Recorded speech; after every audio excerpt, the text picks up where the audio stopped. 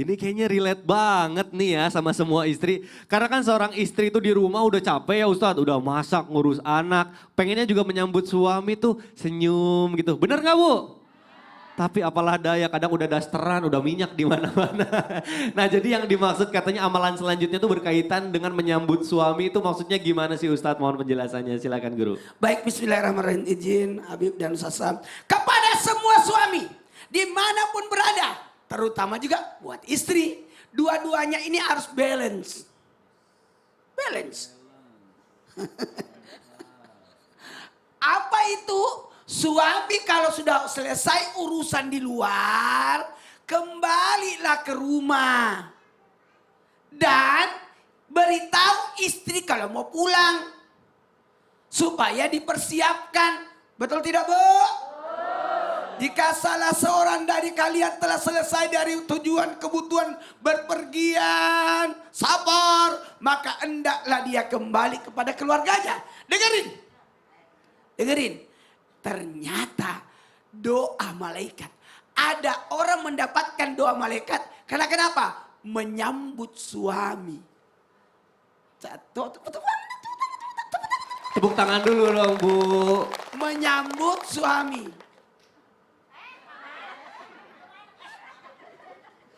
Apakah menyambutnya seperti itu? Mohon maaf, menyambutnya mempersiapkan dirinya, mempersiapkan anak-anaknya, mempersiapkan kebutuhannya. Itu yang diharapkan. Gimana kalau dia sibuk, Ustadz? Kata Mikda tadi, banyak urusannya, banyak kegiatannya. Itu bisa diatur. Betul tidak? Sepanjang, mohon izin, pembiasaan untuk suami memberikan istrinya, ini suami, mohon maaf, memberikan peluang istrinya didoakan. Sekali lagi, memberikan istrinya peluang untuk didoakan malaikat dengan cara apa? Memberikan kesempatan istrinya untuk menyambutnya. Ma, saya 1 jam lagi tiba di rumah. Jadi begitu istri sudah siap-siap. Nah, yang terjadi permasalahan rumah tangga bukan hanya tidak mendapatkan doa malaikat. Terjadi percecokan karena suami tidak pernah kasih kabar kalau mau datang. Betul. Miscommunication ya Ustadz ya. Itu miscommunication. Masya Allah. Jadi intinya harus balance ya Ustadz ya. Balance, Masya Allah, harus seimbang. Jadi harus ada komunikasi, Masya Allah, kita percaya sama yang udah berpengalaman, Masya Allah, tabarakallah. Baik jamaah, Masya Allah nih, seperti biasa nih di Islam itu indah, tentunya kita akan kasih kesempatan buat jamaah bertanya langsung. Tapi sebelumnya kita masuk dulu ke dalam segmen, Tanya Dong Ustadz. Kami semua tanya dong Ustadz. Masya Allah. Oke, siap-siap ya Bu. Saya akan minta Ibu untuk angkat tangan yang tinggi, nanti akan saya pilih. Di sini siapa yang mau bertanya? Wah, gitu dong, Masya Allah. Ini sepertinya saya melihat di sini agak terlambat nih yang kerudung kuning. Saya akan ke sebelah sini dulu dong. Ibu, mohon izin. Nah, Ibu boleh ke tengah dulu Bu. Kita kenalan dulu Bu. Ini mic-nya. Ini Ibu siapa dari mana Bu?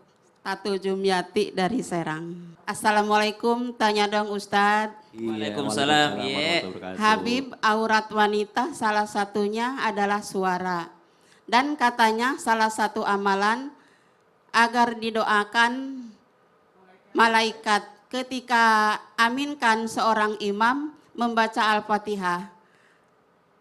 Apakah termasuk? Oh baik, jadi kalau wanita mendingan apakah aminkan dari dalam hati lebih juga kencang atau di dalam hati aja gitu ya Bu pertanyaannya. Baik, insya Allah akan dijawab langsung oleh Habib Muhammad Syahab. Terima kasih Ibu pertanyaannya, boleh tepuk tangan dulu, boleh duduk kembali Ibu silahkan. Insya Allah, amin dalam hati. Yang kita bahas sekarang ini suara dulu dah. Suara perempuan ini termasuk aurat atau bukan? Ini memang khilaf di antara ulama. Suara perempuan ini aurat atau bukan. Kalau lihat konteks daripada hadis daripada baginda Nabi besar Muhammad sallallahu alaihi wasallam. Idza ammanal imam fa aminu fa innahu man wafaqa ta'minuhu ta'mimal malaika ghufira lahu ma taqaddama min dhanbi. Hadis daripada Nabi sallallahu alaihi wasallam, Nabi mengatakan apabila seorang imam amin, maksudnya waladdallin, amin. kita juga ikut amin. Sebab kenapa? Siapa orang yang pada saat itu wafaqa ta'minuhu, artinya bersamaan aminnya dia dengan aminnya malaikat, ghufira lahu ma taqaddama min dzanbi, maka dosa-dosanya diampunkan oleh Allah Subhanahu yang lalu, dosa-dosanya yang lalu diampunkan oleh Allah Subhanahu wa taala. Nah, masalahnya sekarang perempuan amin atau tidak? Dalam bahasa Inggrisnya ngapain meneng wae. Bahasa Ya. Inggris, Bib. Artinya perempuan amin atau tidak? Baca amin. Kalau dikatakan dalam hati enggak harus dalam hati, sebutkan amin. Sebab kenapa? Aurat perempuan berkenaan dengan suara. Apakah suara ini termasuk aurat daripada perempuan? Memang khilaf. Ada yang mengatakan suara termasuk daripada aurat. Al-mu'tamad dalam khususnya dalam madhab Imam Syafi'i, maka suara perempuan laisa bi aurah. Suara perempuan tidak terkategori aurat. Berdalilkan karena para tabi'in, istri-istri Nabi itu mengajarkan para sahabat, mengajarkan kepada tabi'in tentang hadis daripada baginda Nabi besar Muhammad bersuara. Tapi selama suara tersebut tidak menimbulkan fitnah, tidak mendayu-dayu. Misal ada telepon Ustadz Maulana, halo Ustadz Maulana ya? Ustadz Maulana masih duda misalnya. Waduh, itu sih menjurus, Bib, langsung. Nah, artinya ini nggak boleh suara yang mendayu-dayu ini mau aurat atau bukan aurat maka tidak boleh. Jadi kalau dikatakan perempuan ngucapin amin atau tidak? Ngucapin amin. Juga suaranya tertutup dengan suara laki-laki. Tentunya aminnya tidak sekeras suara laki-laki. Betul. Jadi kalau dikata ucapkan amin, ucapkan amin. Masya Allah, kalau yang telepon tadi kira-kira siapa tuh ya? Ya itu masalah. Itu yang berbahaya ya. Betul, berbahaya. Ustaz Maulana juga bingung pas itu, Masya Allah. Baik, Alhamdulillah. Habib, Baik, terima kasih, baik. Masya Allah. Boleh tepuk tangan dulu dong, Bu, buat Habib Muhammad Syah. Mudah-mudahan terjawab ya, Bu, pertanyaannya. Masya Allah, jelas banget emang kalau Habib jawab nih. Baik, jamaah, kita akan lanjut nih. Saya akan kasih kesempatan. Kira-kira di sini siapa yang mau bertanya? Angkat tangannya. Kalah lagi ya, Bu, yang kerudung kuning. Kita kasih kesempatan buat Ibu yang di baris kedua. Boleh Ibu berdiri ke tengah sini, Bu. Baik, Masya Allah, Alhamdulillah. Bu, boleh kenalan dulu nggak, Bu? Namanya Boleh. siapa, dari mana? Iya. Assalamualaikum warahmatullahi wabarakatuh. Waalaikumsalam warahmatullahi wabarakatuh. Nama saya Nengsi dari Pamarayan, Serang, Banten. Baik, Ibu Nancy. Saya mau nanya Ustadz. Baik, silahkan Ibu. Saya suka lihat orang di masjid. Jika ada saf yang kosong saling oper-operan. Tapi mengiring jamaah yang lain untuk mengisi saf yang kosong. Tapi katanya amalan yang selanjutnya berkaitan dengan saf yang kosong atau longgar. Maksudnya bagaimana, Ustadz? Oh, baik. Jadi kalau misalnya ada yang kosong, ayo silakan Pak, ayo silakan Pak, ayo Pak, gitu maksudnya ya, Bu ya? Iya, Oke. Ustadz. Baik, insya Allah langsung dijawab sama Ustadz Maulana. Terima kasih Terima pertanyaannya, kasih Bu. banyak. Assalamualaikum warahmatullahi wabarakatuh. Waalaikumsalam warahmatullahi wabarakatuh. Boleh duduk kembali, Ibu. Ustadz Maulana silakan mau dijawab. Bu. Baik, saya sampaikan ini. Ada amalan yang keenam agar didoakan malaikat adalah mengisi saf yang longgar atau kosong. Rapatkan, jangan sampai ada setan masuk. Nah, pada posisi ini mohon maaf tanpa menggurui, hanya mengingatkan kalau ada saf yang kosong maju untuk mengisi. Karena sesungguhnya Allah dan para malaikat selalu bersalawat kepada orang-orang yang menyambung saf-saf. Rapatkan, jangan sampai kelihatan tidak kompaknya. Jamaah, kelihatan tidak akurnya. Jadi kalau kita masuk ke masjid ada berantakan safnya, itu pertanda tidak ada persatuan. Dia kumpul sana, dia kumpul sana. Harusnya rapat. Nah, kalau terjadi posisi ada saf yang kosong, sementara kita sudah salat, maka boleh bergerak untuk menutup saf. Tapi jangan kayak jalan. Jangan. Kasih satu. Ya. Itu tadi pertanyaan lagi. Yang penting jangan sampai maaf ya, pergerakan yang menyebabkan terjadi pembatalan sholat. 3 kali gerakan. Jadi di maju, nanti pindah lagi. Pada saat rukuk menyesuaikan. Nah, gimana nih? Ada orang nyuruh-nyuruh duluan. Kamu aja. Padahal seandainya orang tahu, itu kalau orang menutup saf yang kosong, itu didoakan malaikat, maka dia berlomba-lomba. Harusnya begini. Coba contohnya, ini kosong nih di depan ada nih. kosong di depan. Enggak, ada kosong di depan. Iya. Kita berdua. Maka yang paling bagus begini. Oh, dorong diri sendiri supaya maju. Betul, benar-benar. Jangan nyuruh orang. Iya, saya juga sering nyuruh-nyuruh orang lagi, astagfirullahaladzim. Masya Allah. Terima Bisa kasih begitu ya? Ustadz Maulana. Masya Allah, ternyata ini pertanyaannya berkaitan dengan tema kita hari ini. Jadi kalau kita mengisi saf kosong, itu insya Allah adalah salah satu amalan supaya kita bisa didoakan malaikat. Masya Allah, boleh tepuk tangan dulu dong Bu. Wah, saya mau kasih kesempatan satu lagi. Siap-siap ya Bu, jangan kalah cepet lagi dong Bu. Ya siap-siap nih Bu. Di sini mana yang mau bertanya, boleh angkat tangan yang tinggi.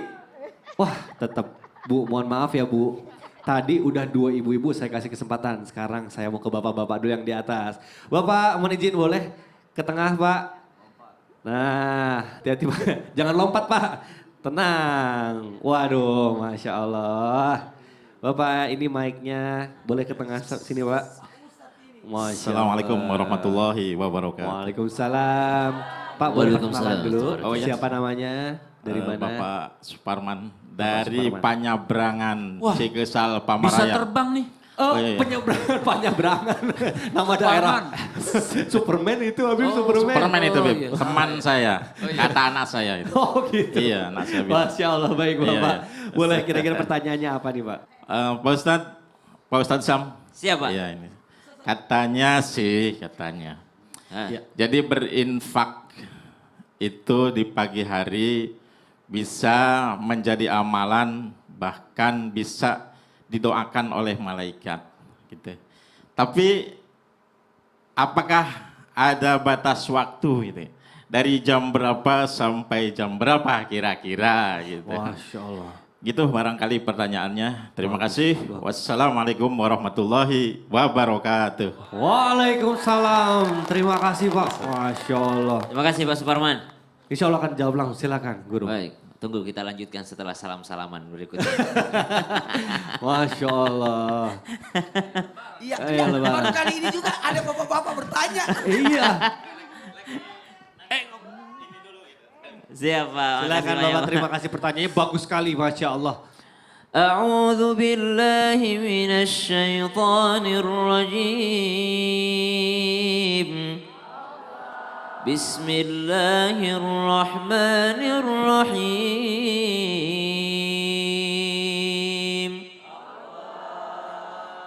إن تبدوا الصدقات فنعما هي وإن تخفوها وتؤتوها الفقراء فهو خير لكم ويكفر عنكم من سيئاتكم والله بما تعملون خبير.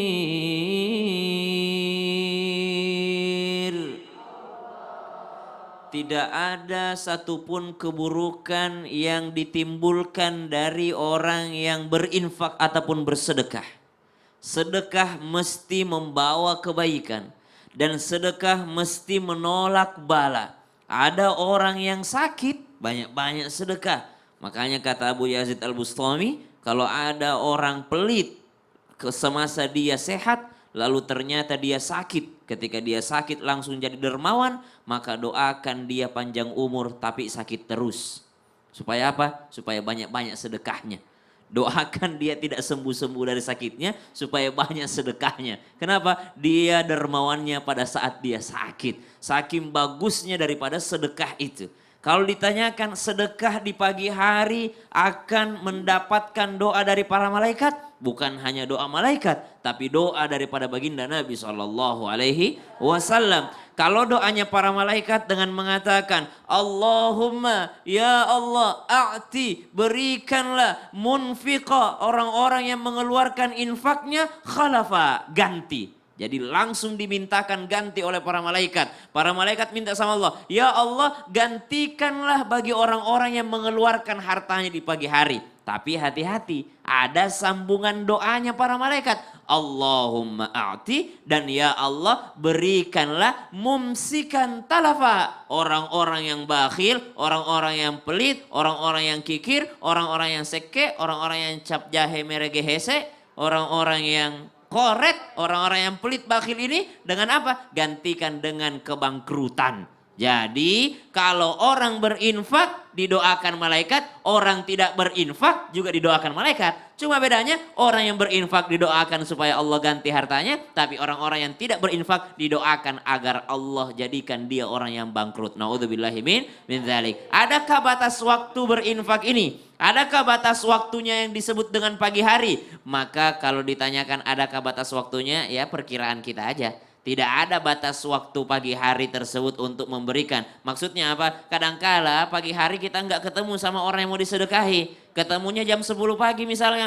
Jam 10 pagi baru ada orang yang minta tolong. Atau jam 12 siang baru kita ada orang yang minta tolong. Maka kalau disebut dengan pagi hari tidak menemukan sesuatu, maka bisa di agak siang lagi. Bisa di sore hari. Cuman kalau mau gampang pagi hari ada yang paling dekat. Gimana tuh Ustaz? Keluarga sendiri. Waduh, betul juga. Ada anak mau berangkat sekolah kasih jajan, niatkan jajan. sedekah. Ataupun jamaah masjid kita ajak sarapan setelah sholat subuh tuh diajak sarapan. Masya Itu semua Allah. termasuk daripada sedekah. Atau begini, ada yang mengatakan ulama kita seandainya ada orang yang sudah berbuat baik sama semua manusia. Tapi dia lupa kasih makan kucingnya di rumah atau ayamnya di rumah. Maka dia belum bisa disebut dengan orang yang berakhlak baik. Artinya sedekah sama kucing juga termasuk. Masya Allah, luar biasa. Aduh, Ustaz, saya jadi keingetan sama peliharaan saya pelihara kura-kura. Oh, kasih makan kura-kura. Masya Allah, berarti termasuk juga ya, Masya Allah. Baik, Alhamdulillah, mudah-mudahan terjawab ya. Tadi semua jamaah yang ada di sini sudah dapat kesempatan.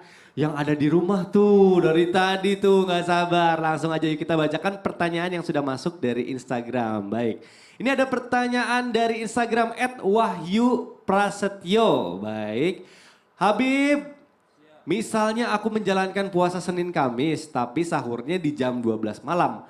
Apakah termasuk salah satu amalan agar didoakan malaikat? Masya Allah. Habib, boleh langsung dijawab, silakan Habib. Jadi sahurnya tengah malam. Tengah malam mandi kembang. Rematik. Baik. Bismillahirrahmanirrahim. Ada hadis daripada baginda Nabi besar Muhammad sallallahu alaihi wasallam. Hadis Nabi mengatakan artinya as-suhur aklatun barakah. Orang yang makan sahur itu adalah makanan yang penuh dengan keberkahan dari Allah Subhanahu wa taala. Kenapa? Fa innallaha yusalluna 'alal mutasahhirin. Sesungguhnya Allah Subhanahu wa taala bersolawat kepada siapa? Kepada orang yang makan sahur. Jadi orang makan sahur itu jangan malas-malas.